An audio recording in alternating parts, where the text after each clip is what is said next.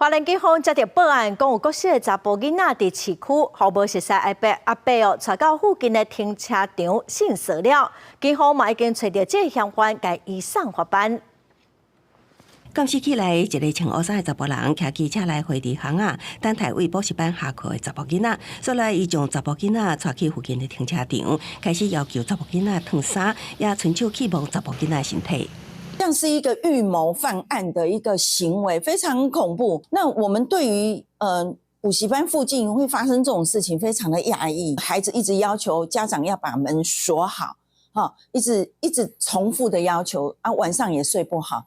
这件性骚扰案是发生伫3月30日，警方接报了后，将这名查甫人的身份佮约谈报案。查甫人所表示，家己只是随讲话无恶意，因过警方调查发现，伊几夜摆来回伫事发地点附近，动机真可疑。巷弄内骑车徘徊期间，疑似有对该民众性骚扰行为。警方获报后，立即扩大调阅监视器追查，现已查缉嫌疑人到案。全案将依性骚扰防治法送办。虽然警方强调会加强巡逻，也毋过家长艰苦的呼吁，家长爱加注意囡仔上下课的安全，也希望民众伫看到囡仔需要帮助的时阵，会当出手斗相共。